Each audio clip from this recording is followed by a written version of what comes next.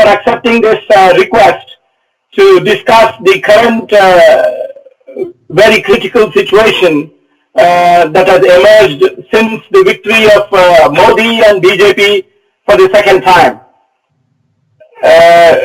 I definitely, on behalf of the section, I would like to thank you for this accommodation, even though we know you are very busy. Yeah, well, it's a pleasure to discuss with fellow socialists and Marxists in the Indo-Pakistan subcontinent, and the events there are not important, not just important for the region and for the country, but is also important from a world point of view because of the role of India now in the world constellation of forces. As you know, this victory of Modi and BJP, which happened after a very communal and polarized electioneering campaign, in the backdrop of in fact, even though it is termed as a skirmish, but in fact it was it had all the characteristics of a small war between Pakistan and India, and Modi used it to the hill. Yes. So that helped Modi to really increase the vote share, which would have otherwise would not have been possible, from 31% to last time to 38%, yeah. a 7% increase in an all-India level. Yeah. But apart from that, in the key North Indian states, especially in 9 states, the vote share crossed more than 50%. Yes. And even in the bastions of the left, the rightward shift is conspicuous, it's not decisive. This is an unprecedented mandate in the history of independent India. Yeah. The question that I would like you to look at and answer in the context of above situation that I just explained, is it right to say that India has been taken over by far-right politics, which very much in line with the trend elsewhere in the world that is happening right now? Well, there is a certain parallel with what is happening in Europe with the electoral success of far-right populist parties, but it's not exactly the same. It's for the special circumstances that exist, in our opinion, in India, and moreover, it's really a triumph of hope over the experience of the Modi government in its first period in power, because it failed even according to its own lights in terms of poverty, of eliminating poverty, in terms of economic development, and really no solution of the accumulated problems of India, which has been there for generations. And Modi offered a new path, a new turn, and so on. And as you say, there's an element in this election of the personal power of Modi and the illusions in Modi. They're trying for a temporary historical period, but in my opinion will not lead to a drastic change in the situation. It certainly is not a triumph politically and socially for the far-right policies that he's put forward, because it's against the background in India, in Asia, and so on, and the world, of all the intractable problems of capitalism inherited from the previous period, which are now going to be compounded by the onset of a world economic crisis in the next period that will particularly impact on what we would call the neo-colonial world, on the economic developed areas of the world, which is what India still is. And as a result of that, this will be a temporary historical moment, a moment in history that will not have the far-reaching consequences either that Modi believes is the case, which will allow him to consolidate his regime, nor will it bear out the very pessimistic conclusions of many other people, really on the left even, where they've seen the bastions of the left, as you pointed out, falling under the spell of Modi and of Modiism and the seeming Hindu wave, This is a temporary phenomenon. The key question is the working class can be thrown back by this. The Indian ruling class, the landlords and the capitalists can go on the offensive, but it will lead to a recall. We have to remember, in the relatively recent history of India, we've had massive general strikes. And that will be on the agenda of the workers' movements in the next period. Yeah, in the context of what is happening at the moment, Modi and his cohorts are preparing for a new period. In fact, BJP and Modi call this the new India. And also they boast, like their counterparts elsewhere, they say that this parliamentary democracy is about to complete 75 years of existence in India, and both the ruling classes here and elsewhere, they try to showcase this as the best example of democracy as a stable institution. But of course, they often compare this with Pakistan, Bangladesh, and even to Sri Lanka, and pronounce that Indian democracy is stable, at least in electoral terms, in the current situation. And Modi, as you said, the Modism, what is in India called as Moditwa, is going to usher in a new India of unseen progress and unheard of success. So in that context, how stable is India's democracy as long as the social democratic staff are far from being completed, especially when at least 40%, in fact it is more than that, of India's 1.34 billion yes, languishing in absolute poverty. Yeah. Is it not right to say that the instability is built into the very edifice of India and the bourgeois capitalist rule? Yes, and really India, tens of years after independence, 1947 till today, in a favorable period economically in the 1950s, and a relatively favorable period of a recovery from the crisis of 2007-8, in the period when Modi's been in power. This has been a relatively favorable position, but the essence of the matter is, despite the electoral fireworks that Modi happens to have sparked in relation to the last election, despite that, the fact is that the fundamental problems, not of socialism, not of the kind of living standards we think is possible on the basis of a democratic socialist planned production, but on the basis of the bourgeois themselves. The bourgeois democratic revolution has not even been completed in India, which is really a thoroughgoing land reform and land to the tillers of a certain development economically. Yes, a development is taking place, but it's very spasmodic. There are islands of development, which is in a sea of poverty and economic stagnation and so on, and that will not change. And now there's an element, because he was able to use the conflict in relation to Pakistan and give a favorable image of what India represents at the present time. But there's a large element of Bonapartism. There always has been in the situation. That is the personal power of Modi and of the government. The government seems to have concentrated enormous power in its hands. Modi himself seems to have concentrated enormous power with a so-called clean image throughout the whole of India. But all of that is done is to concentrate all opposition forces on the government and on Modi himself. And therefore, there'll be colossal upheavals, not just in India, but of course throughout the neo-colonial world and in Asia, and in the advanced industrial countries.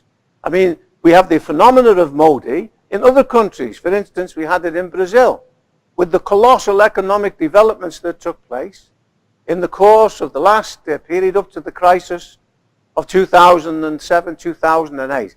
And now Brazil is mired in backwardness, and we had the return of Bolsonaro with his mad ideas of autarky for Brazil, of identity politics, of dividing the working class, and the consequence is that there will be an enormous radicalization, and a radicalization will inevitably take place, and it will be compounded by the onset of a new world economic crisis. So this does not represent, this represents a high point for Modi, for the Hindu nationalism, and so on. And all the forces of opposition will move into gear in the next period. Peter, in our pre-election material in the last couple of months and even a year, we have said that Congress, the earlier party of the big bourgeois, Congress is in a terminal decline, which unfortunately is proving to be correct at the moment. Yeah.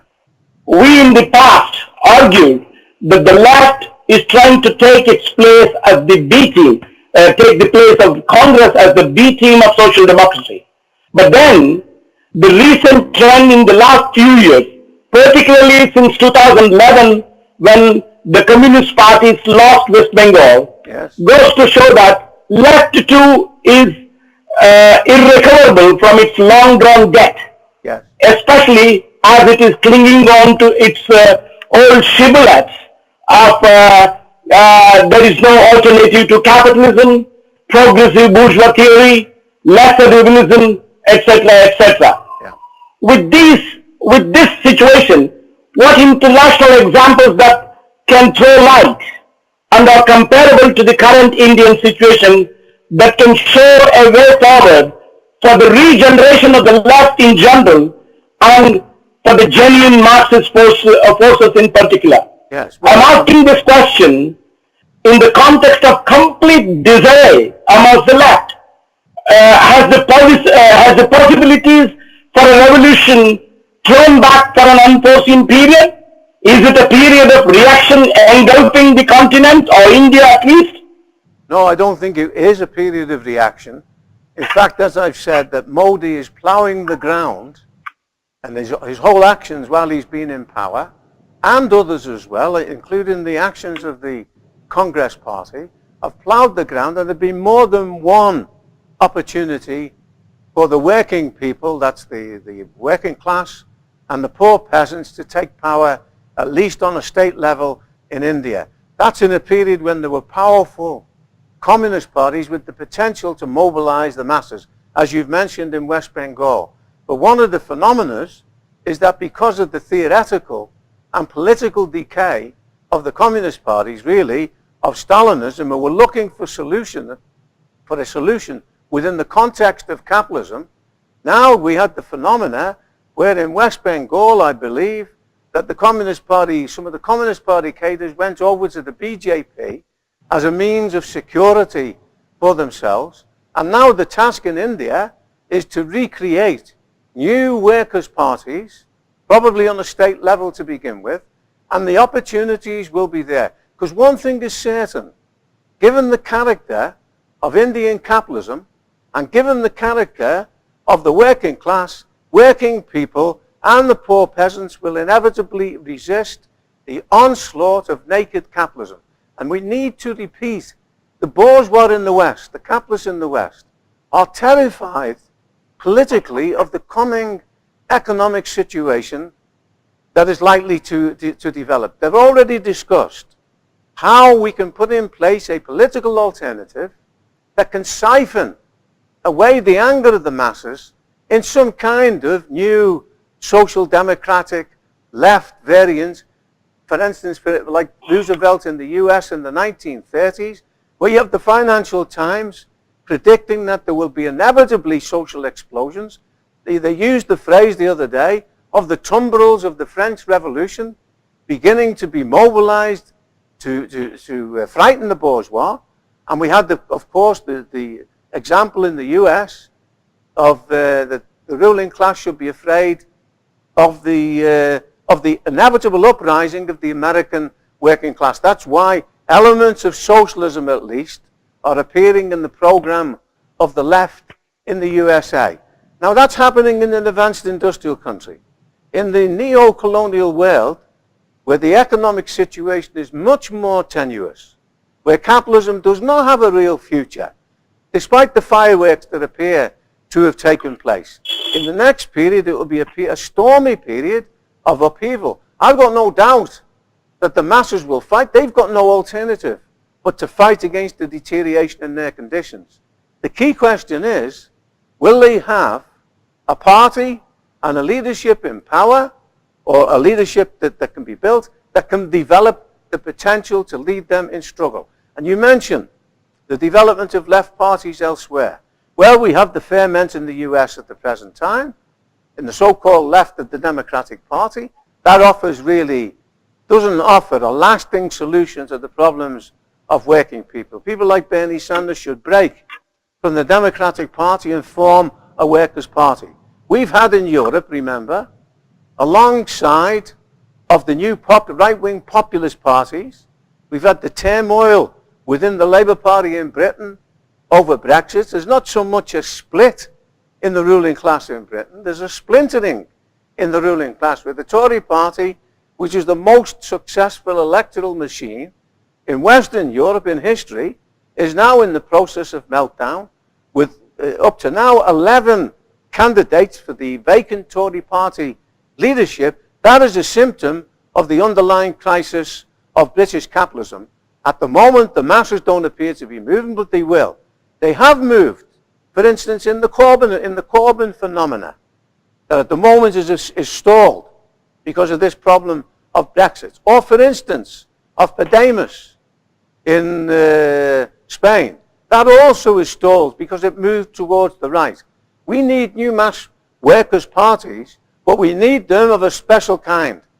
Not to immediately then begin to look for an opportunist way out. And that means that the socialists and the Marxists of India and of the whole subcontinent have to raise this question of new mass parties of the working class and engage in this. Whether that comes with a new party or whether it comes, for instance, in an upheaval in the communist parties, what remains of them, and a nucleus out of that can be formed, that's the way the working class will move in the next period. It's not a question of wishful thinking.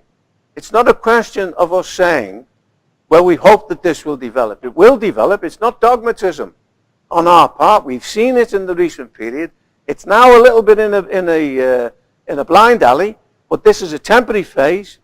It will be changed on the basis of big events, big movements of the working class, and particularly of the new generation that will fight against all the limitations and all the evils of capitalism in the advanced industrial countries, but it's a catastrophe for the masses in the neo-colonial world, which includes India.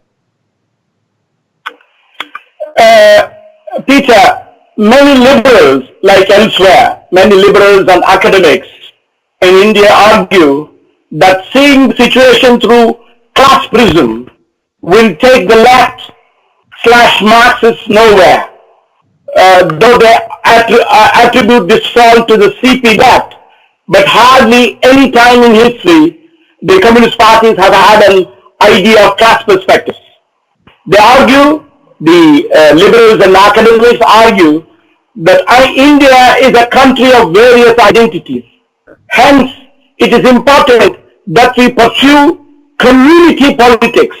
This is nothing but identity politics in a different name. Yes. They want us to believe that the class antagonism doesn't exist.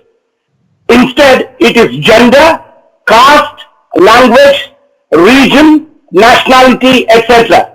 While we can't reject the existence of these horrid realities, born out of the incapacity of the bourgeois landlord classes in developing society, but at the same time, making any concession to these identity arguments is like a self-goal or a hit wicket.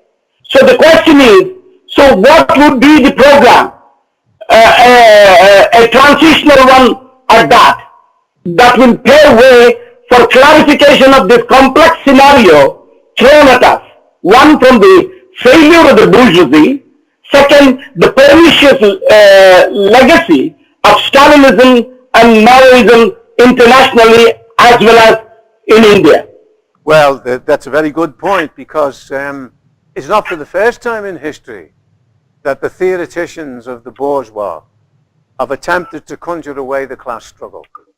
They had a certain basis for these arguments in the period that I've lived through, in the 1950s, when we had the greatest boom in history, roughly from 1950 to 1975, when the wealth of the world quadrupled, of the advanced industrial countries increased 4 times over, when even the working class got concessions off the very rich table of capitalism, and real living standards increased.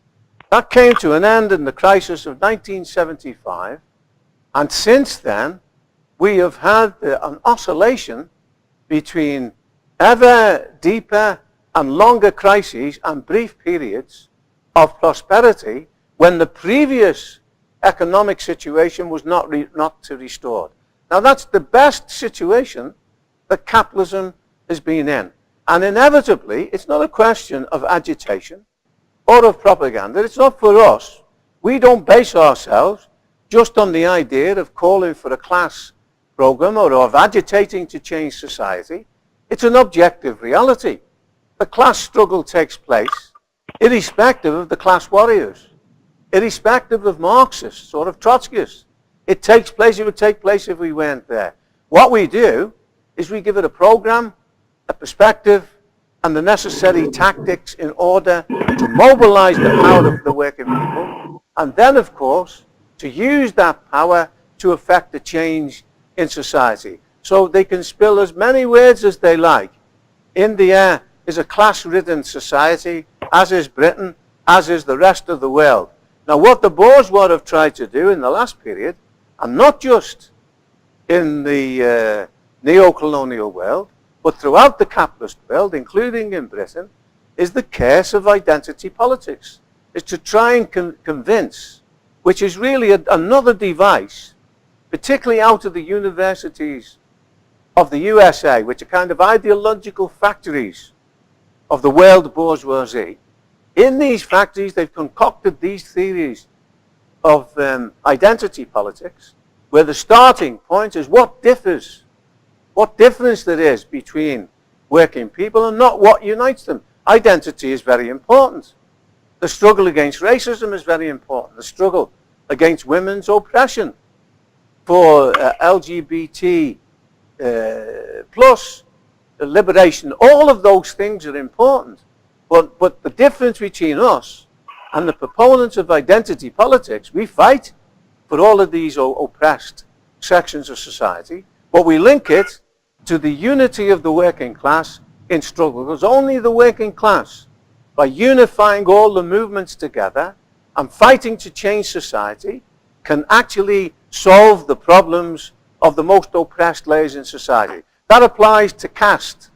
For instance, in the Indian subcontinent itself, which is a terrible legacy of the underdevelopment of India, and really the fact that it's not yet moved onto the road of modernity, which it can't while it's controlled by the iron hoops of capitalism. So our task is to free the working class from all alien ideas which prevents them from uniting against the common enemy, which is the capitalists and so on. I mean, we recognize, for instance, in India, that the bourgeois democratic revolution is not being carried through. For instance, the right of self-determination is a crucial demand for India, because India really is made up of a series of nationalities and of subgroups as well within those nationalities, wherefore satisfying all those demands. But it cannot be completed. It will not be won on the basis of capitalism. It's only on the basis of a socialist confederation of the Indian subcontinent, beginning with India itself, that you can satisfy the right of self-determination of all the oppressed minorities, of the oppressed castes, and so on, and abolish casteism, and open up a new modern, which we would say would be a socialist society. That's the only way forward for India.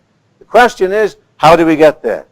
And I would emphasize the need for class organizations, fight against this attempt. What is communalism? except another form of a division amongst working people. The only way is to unify the working class through the trade unions. That's the most important unifying organization, and revolutionary mass parties which unify the working class in action. Peter, I mean, you did touch upon the question of the crucial question of national question. As you said, still one of the most complex issues that faces the region is of national question.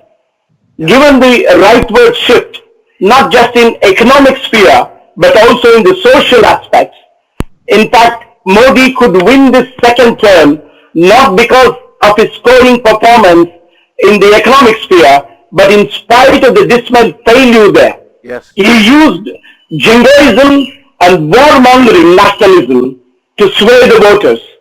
Given the deep divisions in the society and the animosity against Pakistan and Islam, and with the scenario of a full-scale war, though it can be very dreadful but cannot be ruled out, and another factor that needs to be counted in is the question of alienation of the oppressed caste. Modi may inadvertently fuel the balkanization of the country. Is it not? It is not this jingoist turn of events is a new phenomenon. Previous regimes of Congress have tried this, but as traditional bourgeois representatives, they knew the danger too that it can cause, especially in a country of such diverse populations. BJP's guiding ideology and its mantra of Hindu Rashtra, that is Hindu nation, this victory or the mandate gives a different narrative to nationalism. Earlier under Congress, post-independence India's nationalism was rhetorically anti-imperialist, but BJP's has a different meaning. It's fundamentally anti-minorities, advocating one nation, one religion. Yes. So in this background, has Indian state reached a point where balkanization is seriously posed? Well, you could not rule it out, but it would not necessarily just develop immediately in one act. But nevertheless, you've put your finger on the problem of the BJP and why it will compound the problems of India. Because India is made up of nations. In fact, as you know from your history, at the time of the occupation of British imperialism, India was not a nation in the classical sense of the term as we understand it today. It was made up of different nationalities.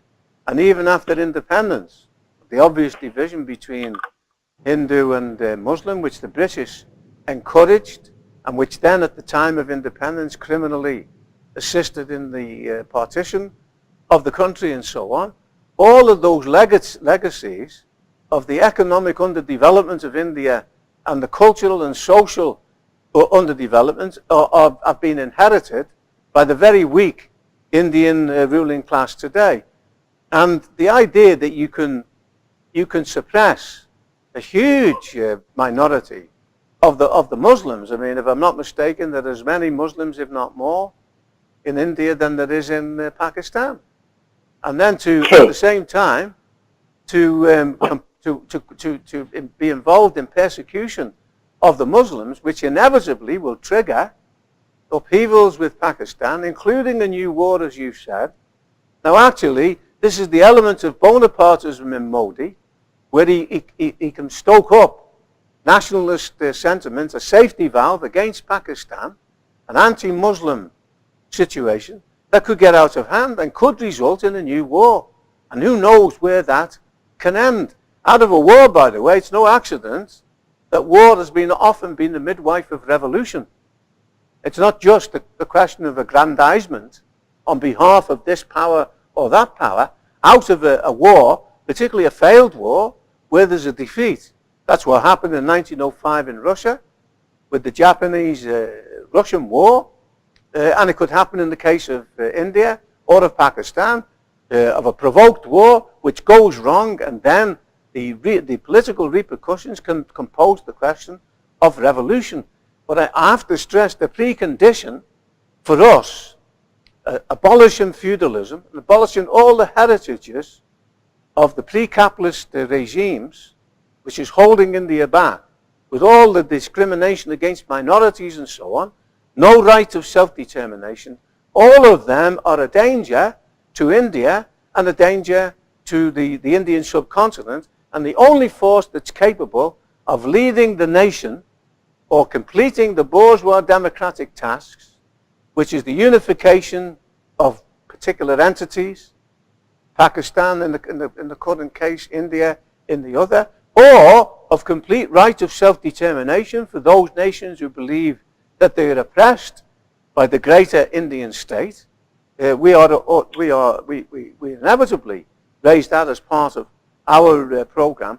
All of those demands are essential, but they need to be linked to the idea of fundamentally changing the political situation through the development of a mass workers organization. Then, of course, the question of the program is posed in that respect. Last question, Comrade Peter. I mean, as you know, BJP and RSS, their approach is based on the arithmetic of caste, religion, region, language, and gender. This is because, with this, the opposition also falls into the same trap, including to a very great extent even the CP left in one way or the other. This is because behind its one Hindu nation slogan, it can hoodwink all these identities that I mentioned. But what BJP and RSS fears most is the eruption of anger at the deep class divisions in society. Behind its facade of Hindutva lies its desire to have a Hindu bloc without class divisions, where it can hide its real nature, its own class interest, that of capitalism. Yes. Again, because of casteism, or the vestige of feudalism, in fact it is more than a vestige, this is overwhelming in fact, which has never consciously fought, which has been never consciously fought by the bourgeois. Instead, the bourgeoisie, for their own narrow ends, have nurtured it in various ways, and even their piecemeal solution of reservations, that is positive discriminations, have not even touched the surface, let alone solve it. But now, the monster of casteism has itself become a stumbling block for a united struggle against capitalism and landlordism. Identity politics, as you mentioned, of all kinds, is festering to the advantage of reactionary forces. You did mention the question of trade unions, the question of the way to fight, the kind of door through which we will fight this, and to unify the class. But on the ground reality is, even the sections, great numbers of the trade union who are in struggle are also infected by caste divisions in the society. The poison of casteism is there. So we cannot overlook that. In that situation, what is the transitional approach program in such an imbroglio of a situation in relation to caste and class? Because it is overlapping, vice versa. Yeah, well, we are implacably opposed to all forms of discrimination and divisions within the working class, and the caste system and casteism is obviously a terrible blight on the labour movement and the working class movement of India, and is an obstacle to the fusing the different aspects of the struggle in a common struggle against landlordism and capitalism. And there's no shortcuts here. I mean, there's a problem now in the developed world, in Britain and elsewhere. We have the problem of racism, which is a searing problem. In Britain, for instance, in the USA, the legacy of slavery and so on. We've had it in Britain, and I've given examples on the previous interviews I've done with you about the way that we approach this in relation to the situation here in Britain. where we organised a movement called the Panthers, the UK, which was linked with fusing together different sections of black youth and Asian youth into a very powerful movement where Bobby Seale came over here and participated in the activities of that situation. And we even went to the extent in Liverpool where the council there had a very progressive employment policy which took on thousands of young black workers with the agreement and the support of the trade unions, and done in an even-handed way, which got the support of the whole of the workforce. So the demands, the transitional program will vary, or the transitional demands will vary depending upon the concrete situation. But our starting point, is, I repeat, is to oppose all divisions in the working class, to fight for the unity of the working class, and how that's put forward in a concrete situation, that has to be worked out on the ground. You can't do that from a distance. You have to have an understanding of the movement, of how it's developing, and so on. And I'm confident that in the next period in India, despite Modi, and because of Modi, because of the provocations of the Modi government and the regime, and that element of Bonapartism, which is like personal power, it's kind of making the government stand above the contending forces in the parliament and in society. It's possible that on the basis of Modi blundering in this situation, which he inevitably will do, that there will be opportunities for a socialist and a Marxist force to make inroads particularly into the new generation, and to imbue them with a class and a socialist alternative, and an opposition to all programs and measures that seek to divide the working class and emphasize the interests of one section as opposed to another. For instance, in the US, it used to be called sectional politics. Right from the beginning, there was a history of that. In Britain, there was also a sectional struggle before the development of industry. But what did capitalism do? Capitalism unified the working class in big industry. That's the whole essence of capitalism. And the necessary collective consciousness of the working class developed through big industry. Small, isolated workshops, a scattered consciousness can develop. Even there, based upon experience, the masses can come together through trade unions and fight for an alternative. That's the future for India. Let those communalists and those sectarians fight for a different road. They will build on sand. They won't build a sustained movement which is capable of seriously challenging landlordism and capitalism in India, throughout Asia, and indeed throughout the world. Thank you, Peter. I mean, that was indeed the clarification that you gave on very important points was like a beacon of light. I think we will do things in a more confident way. Of course, as I said, not that ourselves, but the entire left is in a disarray. And hopefully this video will also go outside of our ranks through YouTube and other social media, and we will gain more strength and also start the organization against, not only against the Modi's regime, but the capitalism itself. Thank you very much. Okay, thank you, Jagadish. Bye.